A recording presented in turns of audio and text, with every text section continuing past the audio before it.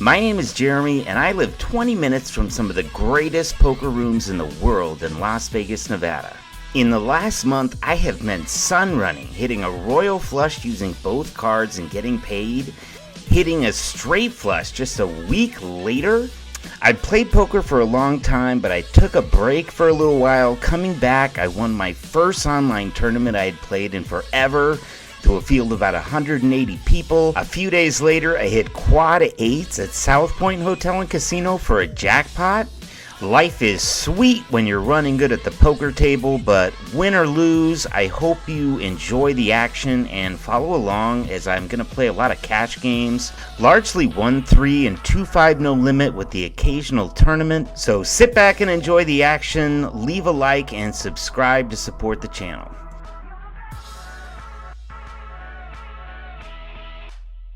It's late afternoon on Friday, September 2nd, Labor Day weekend, and I'm headed to the center of the poker universe, the Bellagio Hotel and Casino. The weekends are by far my favorite time to play poker on the Strip, when it's packed with a lot of visitors and a lot of action. So let's get in there and see if we can scoop some pots. It's early on when I pick up 9-10 offsuit in the cutoff position.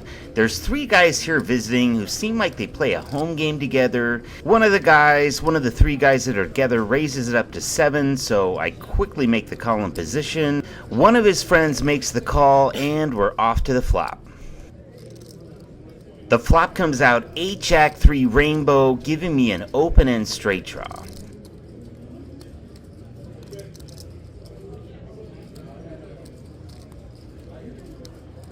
It gets checked to the original bettor, who puts out a bet of $15. I quickly make the call in position with the open-end straight draw. We get a fold from the third player in the hand, and we're headed off to the turn.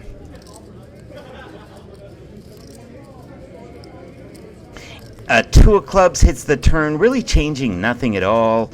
The original bettor thinks for a second and finally puts out a bet of $30. All these guys were kind of making micro raises pre-flop, but seemed a little lost post-flop, so these are definitely the guys I want to get involved with. I make the call on the turn, hoping to spike my card, of course, but thinking I might be able to take it away if I don't. Lucky for me, I hit the money card, giving me the nuts with the queen of clubs. At this point, I'm getting the feeling he has something he's not going to let go, like ace-jack. They seem to be overplaying top pair quite a bit, so when the river comes, the bettor puts out a bet of 50. I'm pretty sure I'm going to get paid here, so I don't take long. Just think about the sizing before I raise it up to 150. I don't really get the full 150 out there before he looks down at his cards and makes the call. I turn over the nuts and scoop a pretty decent pot early on, still running good.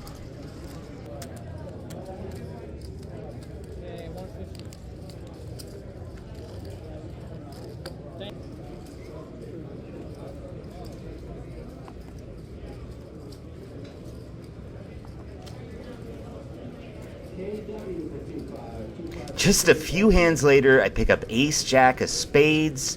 The player to my right, he tries to limp in for $3, but I quickly pop it up just a little bit, up to 15.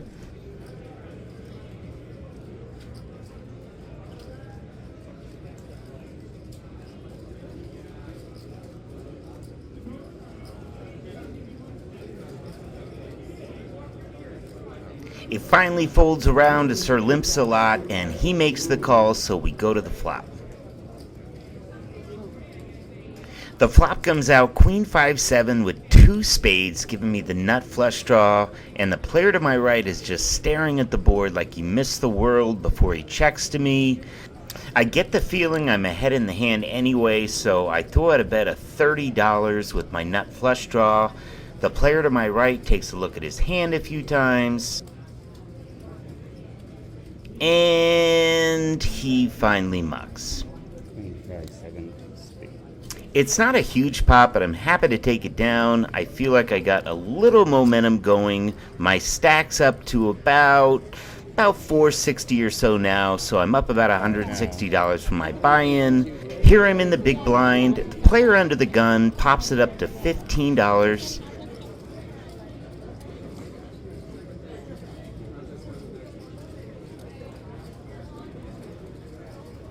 It's going to fold around to me, and even though I'm out of position heads up, I go ahead and make the call, knowing that I can kind of put him on a pocket pair, two big cards. So when the flop comes out, 8-10 queen, it's a huge flop for me, knowing he has a big hand. He quickly bets out $25. This is still a really vulnerable spot for my hand, so even though I check to him after the flop, I go ahead and pop it up to $65.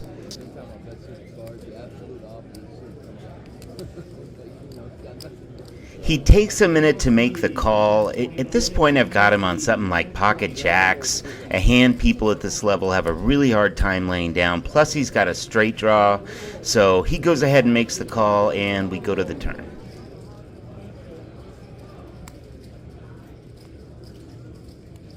A 5 of spades on the turn is about as safe a card as I can hope for.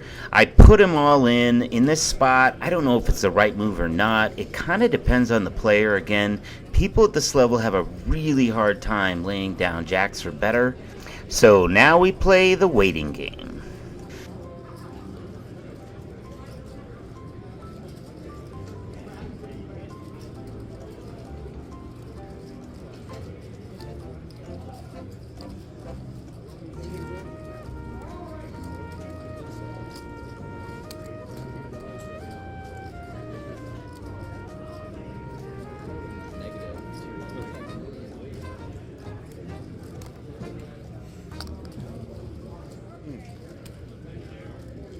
Despite the wait, I scoop another little pot and add to my stack. My stack's up over $500 now. Little bit later, I'm on the button. I pick up 7-4 of spades. Of course, I cannot get away from the spades. I limp in, I make the call. The small blind and the big blind check. So we go to the flop, and 7-4 pays off huge. I flop the flush. Here's where, if I could go back, I really would have played things a little differently. The action checks over to me. I check for deception, but my hand, again, is really vulnerable. Any bigger spade makes someone else a flush. There's 3 other people in the pot. Regardless of the fact that I really would play this differently if I had a second chance, I get a little stroke of luck when the big blind bets 10 into the pot. It's pretty small. The player in the cutoff position calls, so I go ahead and raise it up to $30. Maybe it was because of the smallish $10 bet initially. I really thought this player was a little weaker than maybe he is. He goes ahead and raises it up. It's just $20 more for me to make the call, so I make the call. I mean, I really have to, but I'm pretty sure I'm ahead at this point. I'm really just trying to avoid the board pairing or another spade. He could have, 2 pair, a set. I don't think so. I'm pretty sure he's got 2 pair here, but when the 8 of clubs comes out on the river, I'm pretty sure I'm in a good spot here. The player in the big blind checks to me again on the river. I know I'm ahead here. I put this bet in. Here's the cue to me talking to the dealer about what a string bet is. I'm trying to explain I didn't. Ultimately, it was $5. The player didn't seem to mind at all because he did something a little unexpected, which was min raise me. No, that's not true. Until my hand comes out with the chips. So after we square away the bet, the player min raises me. I'm just kind of shocked by this. I mean, I just have to call here. There's always the chance he's got a bigger flush. He turns over king, queen like it's the winner and is just pretty taken back that he lost the hand. Is he talking making money? Yeah, no, something wrong with that.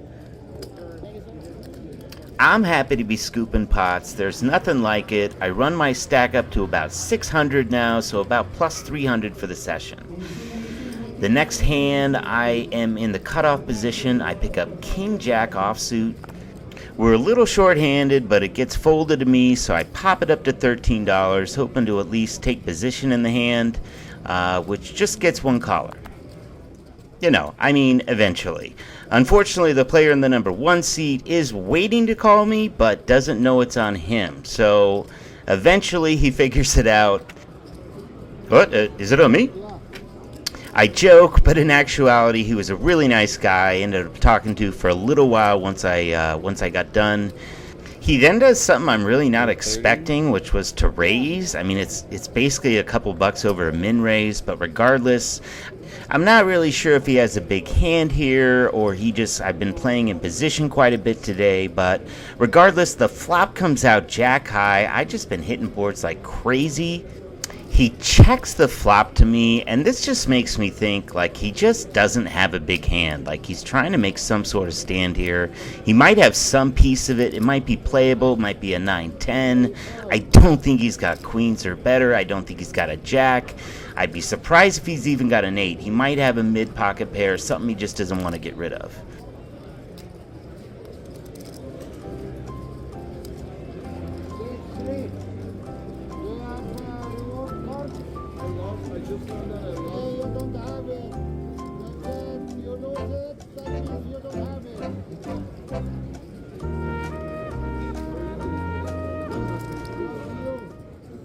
He finally makes the call. At this point, I'm kind of curious as to what he does have. I'm pretty sure I'm ahead.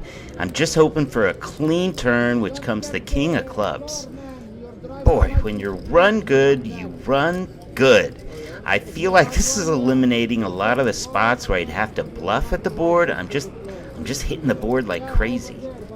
One thing about playing 1-3 no limit at the Bellagio on a 3-day weekend Friday night is you get some novice players where it stuns me a little. Here he tries a string bet, $60, but he puts out $30. It confuses me because sometimes the players don't know exactly where they're at in the hand, so it's hard for me to tell where they're at in the hand, where I'm at. The queen's a little scary to me, but, he checks the river to me. I can't put him on 9-10. At this point, I'm not really sure. I'm putting a value bet out there. He doesn't seem to want to lay his hand down, nor does he seem to want to bet it. I end up putting 105 on the river. In hindsight, I think maybe the sizing was a little too big. I literally thought, right after I put the bet out, why did you put that bet out there?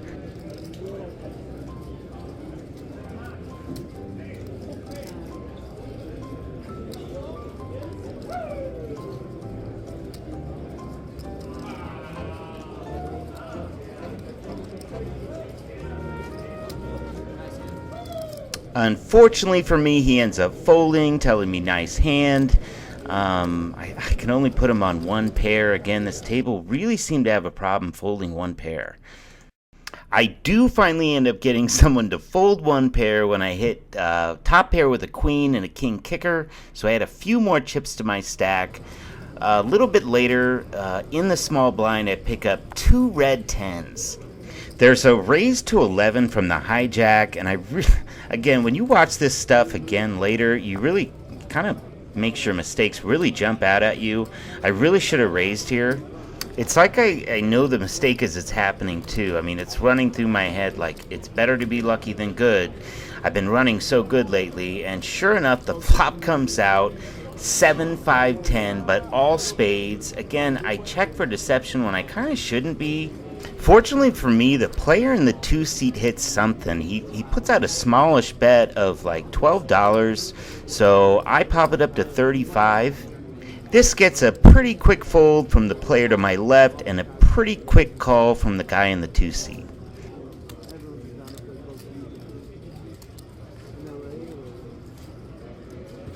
The turn comes out and it's a disgusting 4 of spades. I check, but the only thing that looks sicker to me is this guy who looks like a sick boat that needs to go to the dock. We're both playing the board. I put out 25. Again, when you're watching this, I really should have bet probably around 45, because even I playing the board would call just to call. He thinks about it for a while, but I think he's the type of player who is looking at his chips. He wants to live to fight another day. I know he's got no spades in his hand, and ultimately